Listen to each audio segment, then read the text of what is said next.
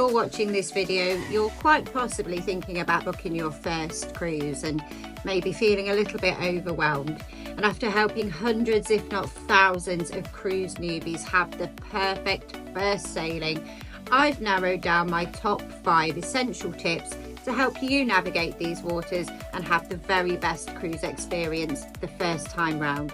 So whether you're already booked on your first cruise or you're just dipping your toes into the water, grab yourselves a cuppa and let's dive in.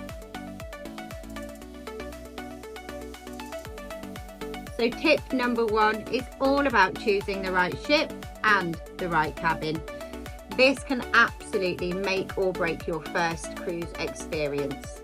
For first time cruisers, I'd recommend booking one of the mid-sized ships, something like P&O Cruises Britannia or Avia, Iona, the newest ships in their fleet. Or if you like the American style of things, perhaps look at one of the princess ships, such as Regal or Sky Princess. So these mid-sized ships are large enough to give you plenty to do, a wealth of dining and entertainment venues, but aren't so big that you'll spend half of your holiday trying to find your way around.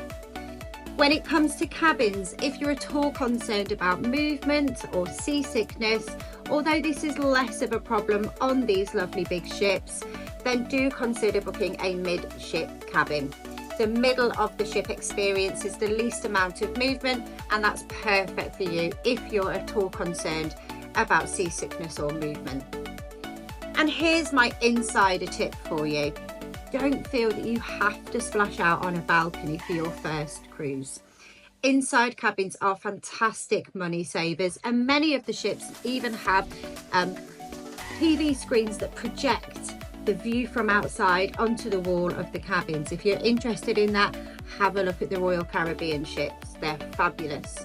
But inside cabins on every ship offer fantastic value for money. They're all beautifully appointed, using lots of lights and mirror tricks to give you that feeling of space, so you certainly don't feel closed in, and they can save you an absolute fortune.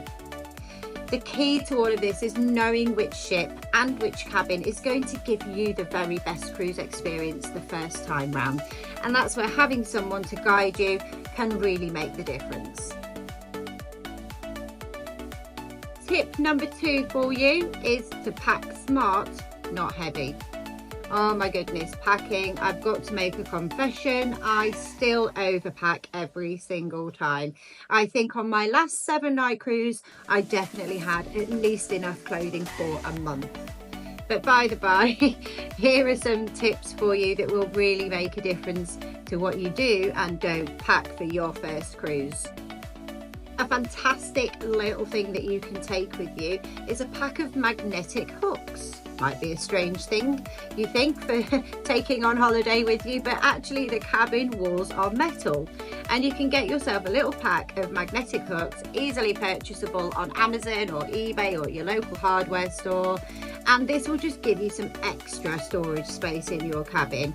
They're great for hanging your bags, hats, jackets, etc. on, and although you've got a wide range of clothing storage space in your cabin already, from hanging areas to drawers, this just gives you that little bit extra to pop all your bits and bobs. My second packing tip for you is to pack an embarkation day bag. So separately to your main luggage, take a bag on board with you that has your swimwear, any medication and anything that you might need for the first few hours of your time on board. The reason for this is your luggage can take a couple of hours to actually get to your cabin once you've checked in at the port. So having that separate bag with your swimwear and bits and bobs in it is going to mean that you can start your day the moment you step on board and make use of all those amazing facilities straight away.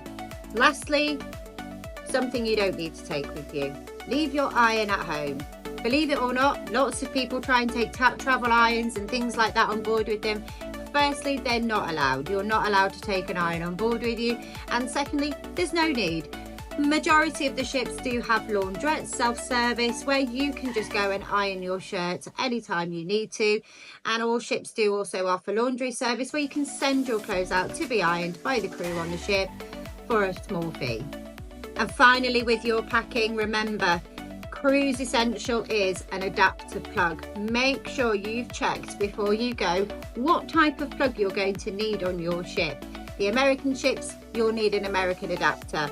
Some ships in Europe will need a continental European adapter. Many of the British lines do have UK plug sockets, and most ships now do have USB ports as well for handy charging of your mobile devices. But always make sure you check what type of plug you're going to need on your ship before you go. My third tip for you is nail your embarkation day strategy. Your first day on the ship is going to set the tone for the rest of your holiday. So here's how to nail it. Firstly, make sure that you arrive at the port at your designated check-in time. If you go too early, you'll end up waiting around, and definitely don't be late. Make sure you've got all your documents ready, your passport, your boarding pass. If there's any health forms that are needed to be filled in, make sure you've done that and got everything ready for when you arrive at the port. As soon as you get on board, I recommend that if you haven't already, go and book your specialty venues. If there's a restaurant on board that isn't included as standard and you really want to go to it, if you haven't already booked your slot, run, don't walk, get to the restaurant now and go and book your slot. They do sell out, they do go quickly, so that's a top tip for embarkation day, is to run and book your specialty dining now. And here's something that first-time cruisers don't often realise. Your cabin might not be ready as soon as you get on board. Sometimes it can be later on in the afternoon. But don't worry, everything is open as soon as you get on board. You can start making use of all those amazing facilities straight away. So head to the buffet or one of the other dining venues and grab yourself a spot of lunch and then set off and explore. My final tip for embarkation day is walk the ship. Get your comfy shoes on, get your bearings and go and explore. Find out where the main restaurants are, find out where the theatre is and go and have a really good look around the ship. Go and discover all the various places that you're going to be able to enjoy over the time that you're on board. And as part of that, make sure you figure out how to get back to your cabin. I've had so many clients tell me that at the end of their first evening on board, they've had a wonderful evening in the restaurants, been to see a show, quite a few cocktails have been consumed, and then they can't find their cabin. So as part of your embarkation day strategy, make sure you figure out how to get back to your cabin. So we're nearly at the end, just 2 tips left for you. And tip number 4 is timing is everything. When should you book and plan your cruise? So first time cruisers often don't realise that timing can make a huge difference to your cruise experience and your wallet. The best cabin selection and early booking discounts are usually found around 12 to 18 months before departure. I have seen clients save more than 30 or 40% by doing so early. Plus, you get the best cabin choices that you'll get at any time. The early bird really does catch the worm when it comes to booking a cruise. But if you're more spontaneous, if late deals are more your thing, or you can't plan that far in advance, don't worry, there are always last minute opportunities available. While you might not be able to pick your cabin, there are always great savings to be made. If you're happy to be flexible about where your cabin is, you can look for a great bargain a bit closer to departure. Now, once you've made that booking, timing is still key. Usually around 6 months before departures, shore excursions, specialty dining venues, spa treatments, all those onboard services that can really enhance your time away will start to come available to book. And I do recommend that you get those booked in. If there is a particular trip you want to do, a lovely dining venue you really want to experience, get it booked as soon as possible. Another insider tip for you is if you have seen a particular shore excursion that you'd love to do, but it's sold out, add yourself to the waiting list. Why? Because if enough people do this, the cruise line will see that and they may well add another tour on, giving you the opportunity to do the trip after all. And we've reached tip number 5 of my 5 top tips for your first time cruise. And this is to get the most from your experience. Now, we all want to make the most of our time. Annual leave is precious. Time away from home is valuable, and you want to get the best out of it that you can. So firstly, try something new every day. The beauty of cruising is the variety. One day you could be learning how to salsa dance, the next you could be attending a cooking demonstration. There is always a huge amount going on, so why not try something new? Check your daily programme. This is delivered to your cabin every evening, telling you what's happening across the ship for the full day, evening and night the following day.